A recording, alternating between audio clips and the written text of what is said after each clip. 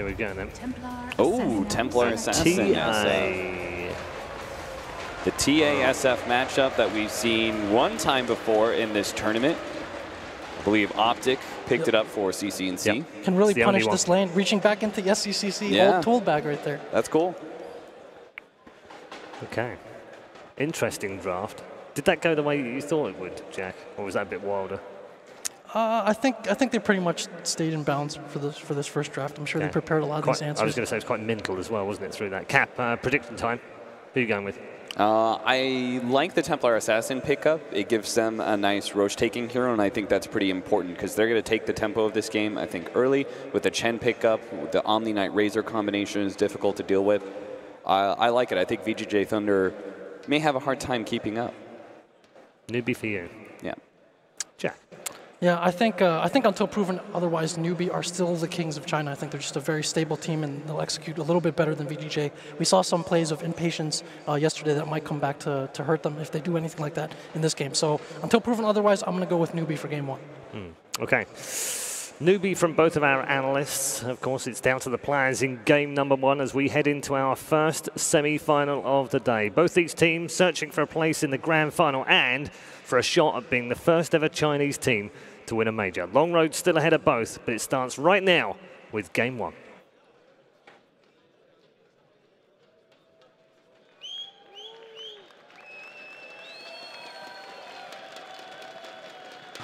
Oh, there we go. All right, it is a pleasure to be here, ladies and gentlemen. Thank you so much for joining us. Newbee versus VGJ.Thunder. I'm Zyori, he's Trent. How you feeling, big guy? Feeling great now. Look at you. You're a production master. You just hit that button, good to go. Working out the kinks. It's early, it's fine. That's me. Whatever that's required. I agree with the panel. I think they got the right call in terms of Newbee. It looks good, but it's definitely momentum-based. Got to get things going fast, and if they don't quite hit those timings, maybe VGJ can bounce back, but they are going to be more crisp than some of those games yesterday. They made a couple mistakes going high ground, and that kind of, you know, flawless movement. You got to have that against Newbee. Yeah, absolutely. So Luna is a hero that you and I have come to appreciate quite a bit. We got to see her in both games yesterday. She has looked pretty much unstoppable in the playoffs, which has been interesting because she was basically ignored in the group stage. We spent a lot of time talking backstage about how she feels like a poor man's gyrocopter, and maybe in this situation, a rich man's gyrocopter.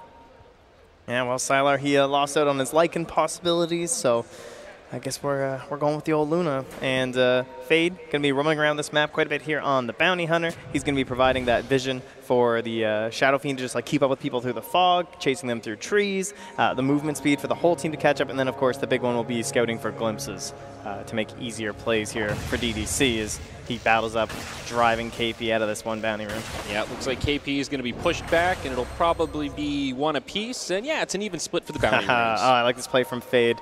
This is one thing that they used to do with the Night Stalker quite a bit too when they would pick it, is just use it to manipulate lanes early on. It's hard to punish these kind of heroes. They're so tanky, obnoxious, and of course in this case you just have to like bring detection too to do something. But they were prepared. I think Kaka's seen this move before because he bought Dust very early. Yeah, this is the old double lane, right? You try to distract this so another creep spawn will eventually come, and then it pushes into the tower and makes the life of that Brewmaster maybe just a little bit easier, so Yang will find some of that early experience and maybe even a little bit of that early farm. It will be a 2-1-2 coming out of Newbee to get things started. Fade's going to be in the off lane beside KP, which is kind of interesting, and that'll put Kaka down in the safe lane alongside Mugi as they try to intercept Yang here, who's pulling this double wave. Oh yeah, Yang actually in so much trouble he's going to have to leave, but the telekinesis was used by Kaka as soon as he came in vision with that wave, so there'll just be some creeps battling it out in the middle of the jungle. Standard start to your Dota 2 game. Yeah, not something you see every day. The rest of the Dire lane going to be shoving into the tower now. I'm not sure who this benefits at the moment. It was supposed to benefit Yang, but Mugi seems to be handling it just fine, finding all of those last hits. In the end, as long as this just pushes out for Yang, which it almost certainly will, especially with the camps blocked up here, small camp gone, and Yang's even going to get a pull off too, so perfect creep manipulation here to start from VGJ.Thunder. Yeah, this is fabulous. Up top, they almost found that kill onto the Omni Knight, but he was able to make it back to the tower as Fade has rotated all the way up top. Of course, with the Bounty Hunter, you always have to be careful with that Courier, especially before the 3-minute mark. Bounty Hunter, incredible at Courier pickoffs. Maybe one of the best. Yeah, definitely the very best, I would say. Super frustrating in that mid-game now, especially when we rely so much on like clarities and salves coming out even after like 25 minutes. It just, you don't ever want to go home. and sometimes Fade's going to force you to. Yeah, right now, stalking out Faith, going to fight over this bounty rune, and Fade will be able to grab it. Not bad for the bounty hunter. When I look at these two drafts, I think the two people I'm putting the most pressure on are going to be Faith on the Chen, so that he gets that quick momentum going that they kind of need with this draft, and then the Brewmaster to kind of hold back the momentum that Newbee are going to be going for. If he wins a couple of those first fights with the split, that might be enough to slow down this TA to the point where she's like fightable, essentially. How do you feel about TA in general right now? She feels like a very niche pick in this current meta. She's kind of... Uh-oh, is Freeze in some trouble? That's a hasted up Kaka. They do have the telekinesis, and a first blood could fly early. It goes the way of SCCC on the Templar Assassin. Speak of the devil, Trent. There will be no Caster's Curse today. Yeah, she's she reminds me a lot of Ursa, I guess. You just play a lot of the same ways, right? You want that first roast, you want to play around her, you want to enable her, get off some crazy start, but she's a lot more versatile than Ursa, right? She has this crazy new ability to just cut waves all across the map, so her mid-game is way more powerful than it used to be, using those traps with damage. And you can't forget about the vision aspect of the traps as well. Not only controlling Roche with minus armor, but giving you that easy intel to scout out the respawns, maybe enemy rotations into the pit without having to put yourself in harm's way. But now this mid lane shifting in favor of the Radiant. TA definitely happy with that, and since Rubik was hasted up, doesn't have to waste much time. He just heads right back down to that bottom lane to babysit his Razor. And what's really terrifying is the one thing about TA is you can catch up with Ancients. You know, you get a little behind, you just go over, you get some gold back to yourself, but he is definitely not behind. I mean, he is slaughtering here, 22-14. Yeah, a little bit of a slow start for this bounty hunter. Always one of the issues with a bounty draft. When is he going to find level 6? Nice deny on that Dark Troll Summoner up there. Who's going to find the advantage? It looks like it's VGJ.Thunder. KP very low and will fall as the bounty hunter has that last hit to finish him off. Nicely done. Yeah, that means now both supports going to have their boots. So happy Disruptor, and relieves a bit of pressure on Fade in terms of being up here too. So Chen grabs the bounty rune now. It seems like Chen has just become an off-lane hero at this point, Trent. It's not even a mystery of, is this a jungler? No, he's sort of just a straight laner. Faith is the 5, but he's been pretty committed to this top lane, and now they're actually going to rotate the Rubik as well. It's wherever you got to go to get the kills. And telekinesis onto Luna. KP goes charging in with the purification, but they've got a lot of follow-up damage. That thunderclap really helps the damage, and then that 3-second slow to boot. No getting away for the Moon Rider. She takes a tumble. 2-1 as Newbee pull into the lead. Complete annihilation there. Meanwhile, in the bottom lane, this is looking like what should have happened yesterday when KP was playing the Brewmaster versus the Razor. Double damage on Fade. He's going to come in and initiate on Mugi. He has stolen a lot of damage from Yang, but will he be able to survive this? It's going to be a tough one. The unstable current does slow down the bounty hunter enough, and Razor actually makes it out despite a lot of pressure. Yeah, but look at these last hits. Like yesterday, we saw the Razor and the Brewmaster going even when KP was on the Brewmaster, and that was definitely not supposed to happen. No. They got way too much out of that lane. This is more so what you're looking for is Mugi doing fairly well for himself, but probably still not as high as he'd like, but at least he is shutting down Yang, who, again, I think is the core hero. A lane rotation from VGJ.Thunder. Yang heads to the top lane. It's going to cost him his life straight away. The kinetic field from DDC won't be much help. Realizing that this Luna is getting pressured up top, they rotate Sylar to the bottom lane, but the top is turning into a bit of a disaster as Newbee are pushing in and cutting the wave. Mugi also making the rotation. I think they want to dive DDC here in the tree line if they can find him. When Chen gets the wave like out from the tower like this, it's like a stranglehold. Like, how do you ever relieve this pressure? He's just going to grab another creep from a camp behind him. You try and rotate in, you're just going to die. I mean, he's even just using one for a catapult at the moment. Yeah. He has no concerns whatsoever. This tower goes down way too fast. There's no chance to respond down the bottom lane from Sylar. I mean, it's a great way to shift the lane momentum. You often hear players say, oh, this is a double siege wave. We have to shove the tower. This is a great time to keep all these creeps alive. And nice early on, you've got a double siege wave. You're going to use the Satyr Tormentor to tank it up. The Tier 1 tower falls, and DDC will be forced to TP home. No stun to interrupt, so he will survive. But a nice early start for Newbee. This is pretty much the dream scenario for a Chen out of the gate. Already level 4 and knocking down towers. Yeah, and this is, although you don't really see it, creating a lot of space mid too.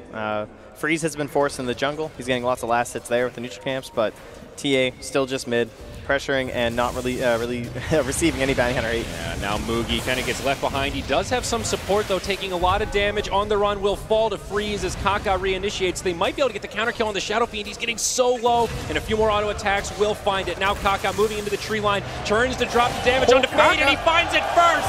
And the Hadouken will bring down DDC. It's a messy fight, but an obvious advantage for Newbee. Yeah, Kaka will take that death. He's been unbelievable throughout this tournament, but definitely Faith, the one who gets all the credit there. 574 gold for his hard work, so. Yeah, usually a little early to be looking at this net worth chart, Trent, but it's 7 minutes. It's a 3K net worth lead for this Radiant squad, with the TA putting a lot of pressure on mid. This poor Brewmaster just can't find a home. He desperately wants that level 6 to get the Brew split. Maybe then they can find some of these fights, but until then, he's just looking for that experience. Yeah, now KP's getting all that space down bottom too. He has Arcane Boots, and that net worth chart is just, it's all green. Like, there are so many Radiant heroes on there. I mean, just look at the difference between the supports. I think that's the biggest disparity. Chen and Rubik farming alongside the cores right now, whereas the offlaner and both supports of VGJ.Thunder kind of on food stamps at the moment. Now it's going to be Kaka that gets initiated on, but a turn telekinesis onto Sylar. It's a big commitment from Newbee. They kill Fade first, and the Luna able to survive thanks to the kinetic field from DDC, but it's another kill going the way of the Radiant. With a lot of mid laners, you have this moment where you're like, okay, well, we can try and get back into this using the ultimate. You know, you get a Puck Dream Coil, you get a Queen of Pain with the Scream or something like that. But Shadow Fiend does not offer that. He's pretty much just wants to go jungle, wants to get his levels up. He doesn't have his Requiem for a long time, and that means they need to try and use this Eclipse. But you can see there, they can't find it. They have to try and use the split. But Yang, well, he's still not level 6. Nope, trying to get that bounty rune, but KP grabs it from him. He'll turn 6 himself, and will continue to make this Brewmaster's life difficult. All the while in the mid lane, Newbee continuing the pressure. They've got a Hellbear Smasher as well as a Satyr Tormentor in the front line. That'll be another tier 1 tower down, and this dire map gets opened up a bit more as they rotate into the jungle. Up top, indeed, Moogie popped by the Eclipse. Sylar will finally find a kill of his own. Got to be happy with that. Some much-needed recovery for the Luna. Yep, they needed something with that Eclipse. Nice little victory. Little replay here up top. Oh, this was the fight before where Moogie survives maybe a bit longer than he should. He does go down first, but then the turn commences. Freeze will be the second to fall, and Faith the one in the back line that keeps this steady. Yeah, Kaka maybe even considering going with the salve there for a chance to survive, but back into the game. Yang very low, almost dies there, but does survive. So close to level 6. He's baiting up here. Freeze wrapping around the back line. KP looking for a TP home, but it won't happen. Small sign of life for VGJ.Thunder, but Newbee, they are not missing a beat with this momentum. Look up top, this tier 2 starting to melt. There is a glyph available if VGJ.Thunder want to go for a defense, but it doesn't look like they'll have the resources. These kind of plays look so good, though. Like, you're using these spells that you have, you're getting levels on your Brewmaster, you're picking off some of these cores, and then suddenly there's a Chen. I mean, as you said, the Rubik and the Chen, they're right there. They are cores right now. Chen is the second highest net worth on the Radiant side. Yep. This is Fate's never going to let go of the power, man. What if it gets to his head? Well, what's really scary is this TA starting to snowball. 5,200 net worth at 10 minutes is nothing to scoff at. Going straight for the Desolator, already has one of the Mithril Hammers. The timing on this item is going to be fantastic, and it's going to make the pushing even more scary. I think they need another tower. Why not? Why not? Why slow down? Yang's going to head to the mid lane. He does have the Brew split available, but a little bit low on reinforcements. Fade's going to wrap around the backside, but without a glyph, this is going to be a difficult tower to defend. Hey, at least they might get the courier. Nope, he's showing. He also only has level 1 on the invis, so that's a hard grab. Still good control of the courier from Newbee. Going to keep it over the tree line, so it won't be a free pick for the bounty hunter by any stretch.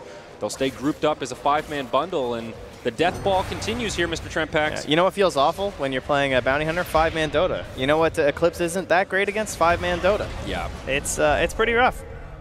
Absolutely. VGJ.Thunder lose another tier 2 tower. They grab Fade in the back. Yes, perhaps. Easy. They can get more. SCCC gets glimpsed back, but no, he'll be sent home and he'll be just fine. Moogie now the one under assault. Brew split with a little bit of time left.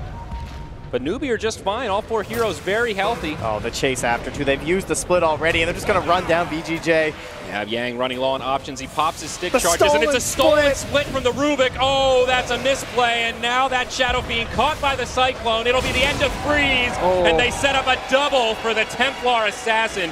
Newbee lose 1, but they pick up 2 in exchange. So game 2. You know, maybe we'll start talking about some of those other heroes, trying to work some stuff in here. But, man, Newbee just so far ahead because of this Chen play by Faith. And, well, as TAs love to do, right into the pit nice and early. Doesn't even have the death, so doesn't need it. Yeah, well, it's coming out soon. Now they move right into the Roche pit. A very early Roche, but as you mentioned earlier, similar to that Ursa, this is part of the reason why you pick a TA for this Roshan control, for this kind of early momentum. things very quickly getting out of control for VGJ.Thunder. It's interesting talking about the Chen versus Bounty Hunter matchup. In some ways, Bounty Hunter can counter the Chen to leech some of that experience, put pressure on, make his jungle life more difficult.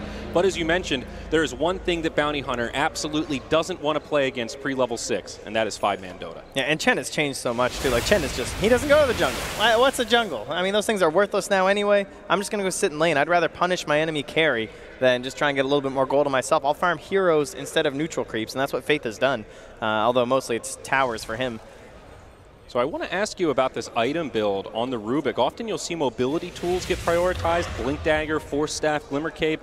Here we're going straight for the Aghanims. Yeah, it's that idea of just like, we're so far ahead right now, and the steal on the Brewmaster is generally pretty easy. Like, are you really going to need to like blink and steal that thing anyway? He can be long range and steal things like even just like Lucent Beam or Eclipse. Requiem's a pretty classic one. Like, there's no BKBs. There's nothing that really stops him from needing some perfect timing for a steal. So he's going to be nice and tanky from all the stats from the Aghanim Scepter, and life's easy. It is a little scary to think about an Aghanim Scepter Eclipse stolen from the Luna. Split as well, but you know, being able to cast Eclipse in somewhere on an enemy hero or in a team fight on the ground can certainly be devastating. Also worth mentioning that the Rubik Aghanims lowers the cooldown, increases the range, so it is just a great utility item on that hero, regardless of the ultimate Aghanims upgrades he's stealing. Yeah, Rubik is often seen as a hero that, like, it doesn't matter what level you are, right? As long as you get 6, whatever your opponent has in terms of a spell, you're going to get that. But that's another great thing about the Aghanims is that no matter what level you are, it's always at 2. It's not scaled in any certain way. So 2-second cooldown across all 3 levels with the Aghanim Scepter. Yeah, it's pretty dirty.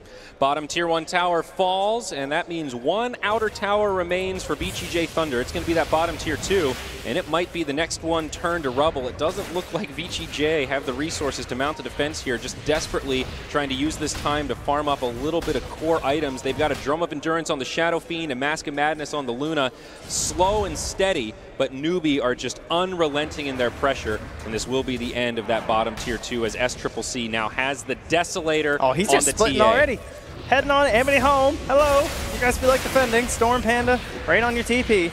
Not a bad way to start things off. There's still a glyph for the Dire, but there's a smoke rotation on the back line. Yang going to go in first. He does have the Brew Split, and he's going to pop it. Decent static storm from the Disruptor. Requiem of Souls comes out, but Newbee still hanging on. Looks like they'll lose KP first as the Eclipse flies. Can they turn this, or have Newbee gone in too deep? Faith will be the second to fall. It's 2-0 for VGJ. Now TA desperately trying to make it back, but she turns onto Fade, drops some damage before the Aegis gets utilized. It's 3 down. And I think they'll be able to get this TA once more. Newbee did not have any way to finish him off, or to keep him alive. Yeah, Chen dying so fast just cost them so much. There's no send back. And now with these tracks, baby, it's Bounty Hunter. He's in the game. We've seen it before. There's a chance, yeah, maybe it's going to cost DDC in the end. This will actually still be worth it. And he does go down. So Kaka continues his reign of dominance. But so that is a huge loss of net worth.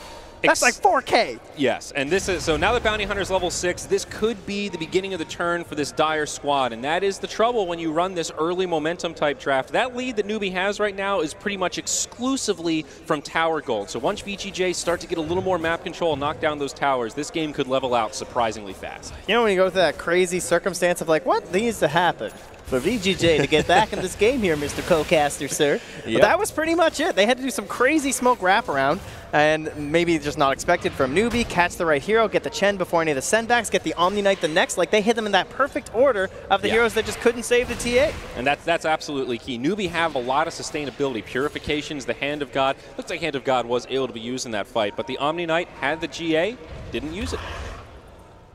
The power of the Eclipse, baby.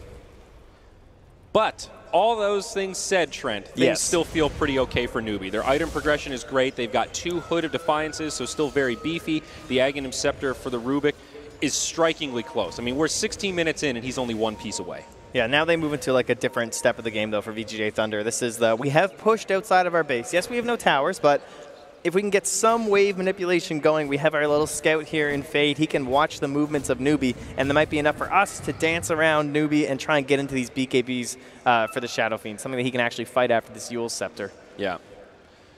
So although in a game like this, he might just need some more armor.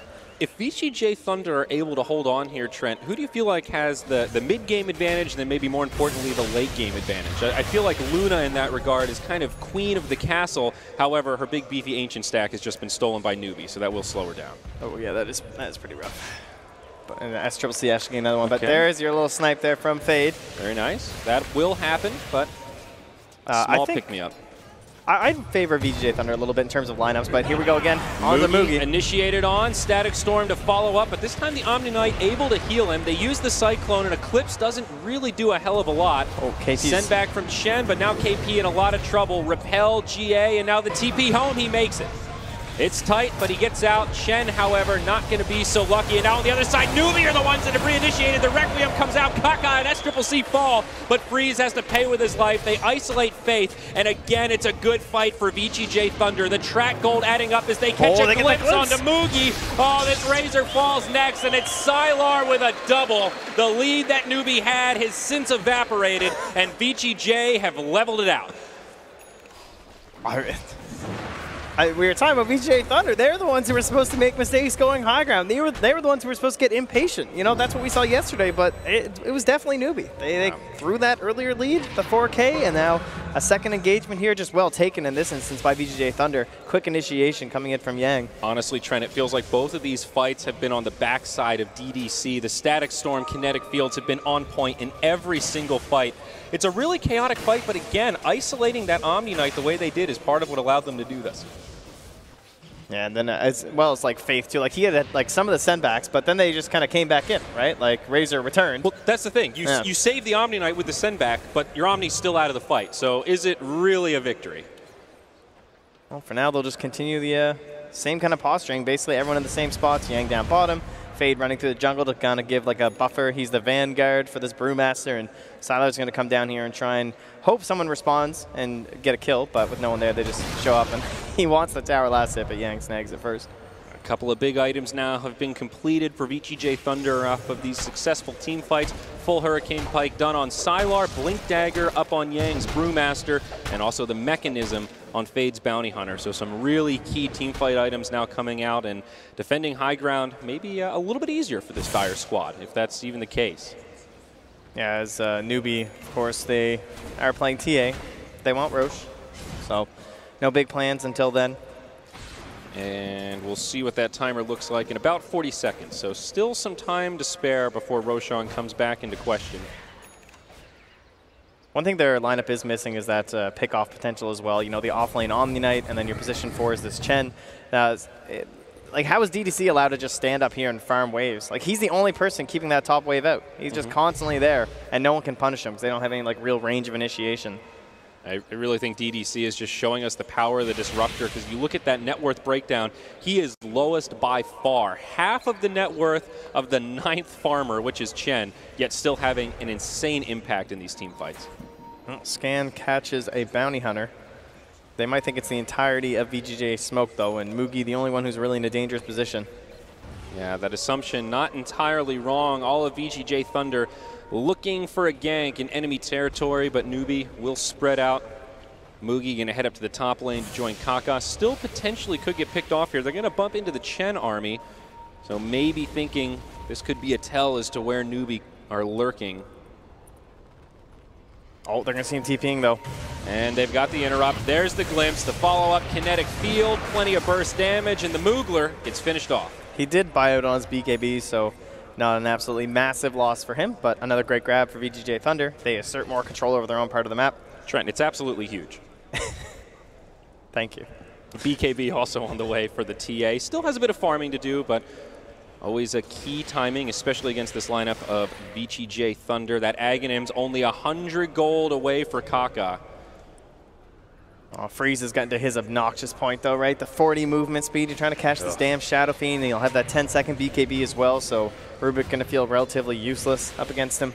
Yeah, anybody who's played a pub in the last couple months knows what this feels like. Every pub. The haste rune Shadow Fiend.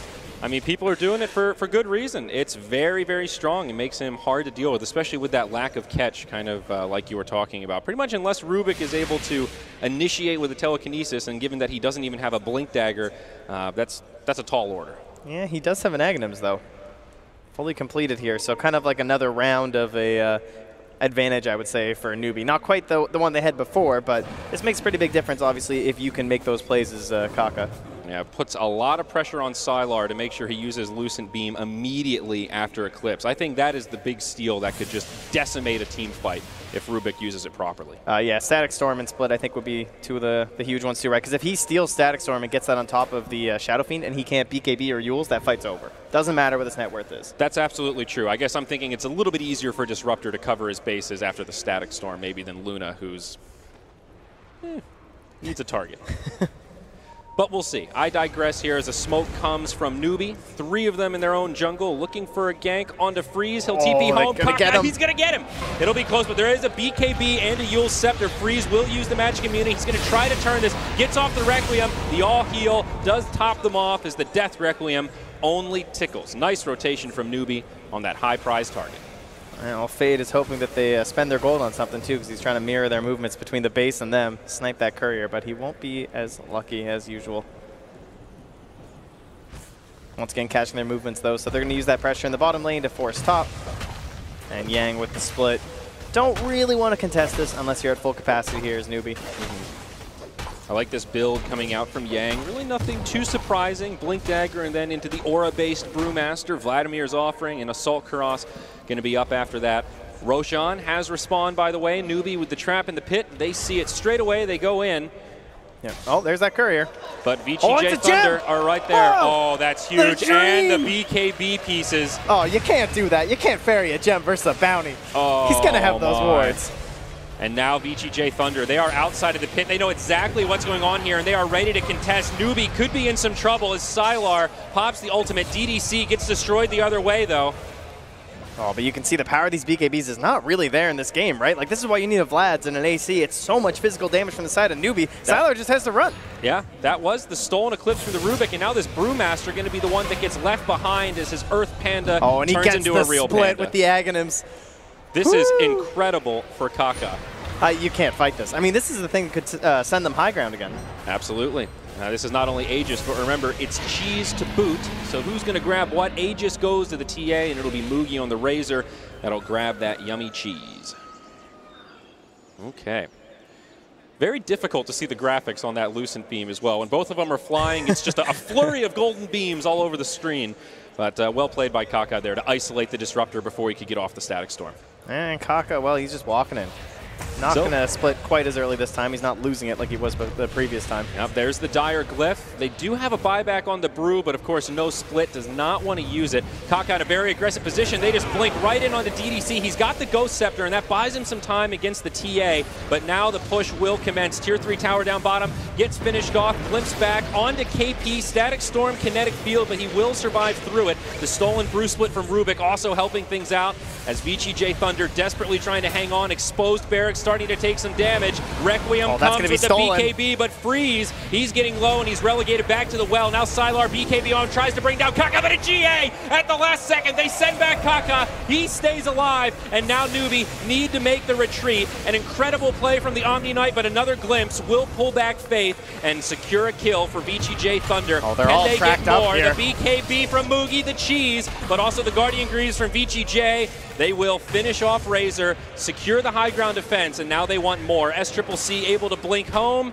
Yeah, they're trying to save him. Left behind. Oh, just lurking nearby. But remember, where's that gem? I guess they lost it. Whew, close one. Where is it right now? Actually, not in anyone's inventory. Oh, it's just in the base. Whoops. Okay. That will save SCCC. So, I think we call that a big win for VGJ. No buybacks used, and we do have a replay here to take a look at. Very chaotic fight, but Kaka... He was so close to getting this off again here. Yep, helped get us to the point. Beautiful GA, just a sliver of health stopping those the glaives from Sylar. Yeah, but then at this point, it's just like the full pullback, right? Like the rest of VGJ.Thunder, they just ran them down. They did get the tier 3, so that is pretty huge for them because, again, they're trying to get like this forward momentum. They want to take down that shrine up top, so DDC won't be safe doing that constant pushing out of the top lane. Doesn't have any sort of shrine backup going on. But in the end, you're still giving away way too much going high ground. It's the exact same situation. Fade, this courier's just respawned. He's going to get it again! Oh my gosh, this TA will never have a BKB at this rate. The Mithril Hammer and Ogre Axe again shut down, and also Kaka's Ghost Scepter. You can't do that. I don't know how many bounty games are we going to need, you know? A lot of teams, they've quit. They just walk up to the base every time. Yeah. Because it just gets ridiculous. I mean, it does feel a little predictable at this point, but you know, maybe I was a little worried in the early game. What kind of an impact would Fade be able to have on the Bounty Hunter? It's been huge. Yeah, absolutely massive. Absolutely massive, my friend. Well said. Butterfly on the way for Sylar's Luna, now the #1 net worth farmer by a decent margin. Shadow Fiend #2 as TA has been knocked down a couple of pegs. That lack of TA has held SCCC into this defensive posture for far too long, and now it's a nullifier. They just smoked on a TA trap. SCCC looking to just pop it here. Nicely done. Yeah, good high ground positioning, but his teammate's still going to get caught out. Chen in the Cyclone, the follow-up Static Storm, Kinetic Field, Requiem, Fate The Ghost Scepter from DDC. Kaka able to turn the other way. The Lucent Beams are flying all over, and it looks like Rubik's is doing some decent return damage, but they'll still lose the TA Aegis, and now Mugi, BKB expires, he falls, Kaka to boot. It's VGJ.Thunder all day, going 1 for 3 plus the Aegis. They've got to be happy with that. KP, you can't get caught here. He just was stuck in the trees waiting to help his team. He had the pipe ready, he had the repel, but he didn't have GA, couldn't feel like he could jump it, and now he ends up getting caught by the Storm Panda on the way out, tracked down and dead. Triple kill for Sylar, who is godlike at this point. Trent, the turn is real. This Luna 9-1-8 out of control. It's starting to feel like they don't have the tools to deal with this hero, especially now that the Butterfly's on the horizon. The Stolen Eclipse didn't really do much. Unbelievable. I mean, you're wondering, like, when are they actually going to start pressing forward, though? They've wiped them a couple times when it's Newbee getting aggressive, but now VGJ.Thunder, they have fully come back. They obliterate this tower, and the racks are soon to follow here. SCCC, where's your BKB at?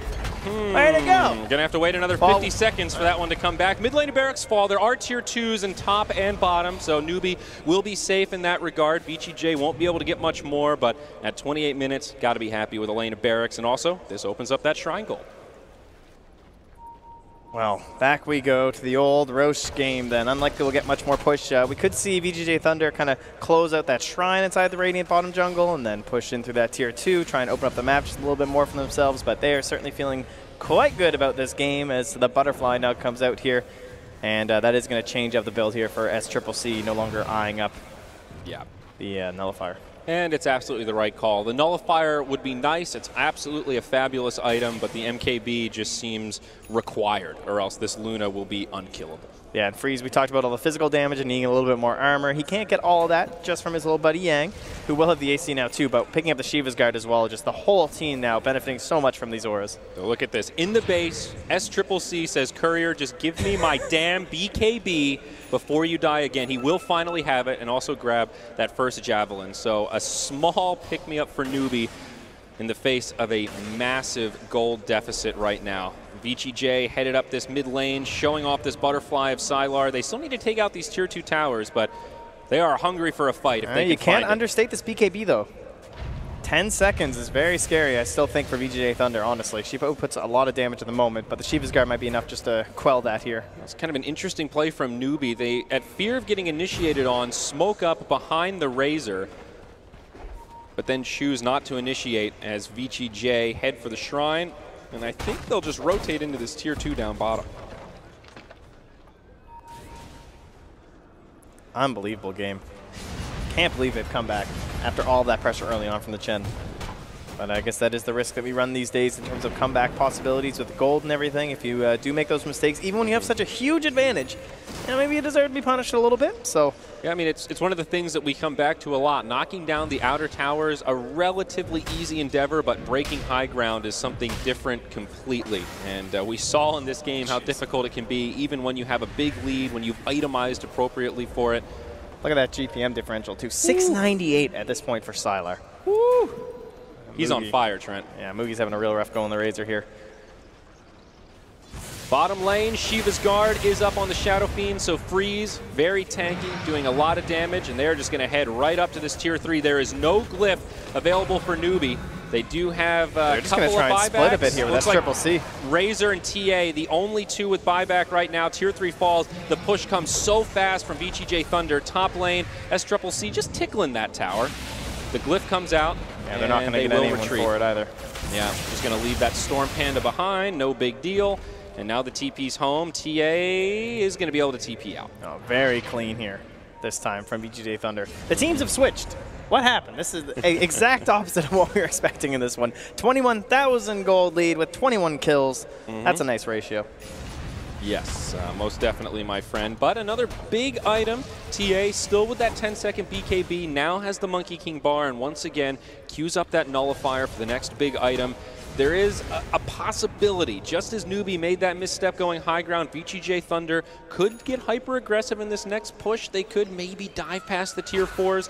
A wise man once said, it's one thing to wipe a team the first time, it's something entirely different to wipe them again after buyback. So that's always something you got to keep on the back burner. But Newbee certainly have their backs up against the wall. Roshan coming up in 30 seconds. This will be Roche 3 with the Refresher Shard, and certainly will become the objective both teams have their eyes on. Yeah, one reason that it's still going to be so much harder for Newbee, though, in that situation, not only because the lead is obviously much more massive at this point, but so many of these heroes are self-reliant on VGJ.Thunder's side, whereas they were being saved constantly by the Chen and the Omni Knight. They're being backed up in that. You know, you can pick off some of these supports, and VGJ.Thunder are still terrifying. That's very true. Or dust used by Kaka, hoping to catch somebody, but will not be there. Also, Bounty Hunter with a gem in tow. Glimpse onto Kaka, kinetic field to follow up. But right now, VGJ.Thunder a little hesitant to initiate. No, they jump in, Repel comes, but it's not enough. Mugi with the BKB on, he's just getting clicked down. GA will keep him alive, but the cavalry is here. The Omni Knight gets isolated, Mugi gets trapped up, the Requiem flies, KP will be the next to fall. SCCC doing what damage he can with that BKB, but his teammates are getting obliterated, and that's it! Good game gets called! VGJ.Thunder absolutely destroy game number 1 against Newbee with an impeccable high ground defense and then unrelenting pressure of their own.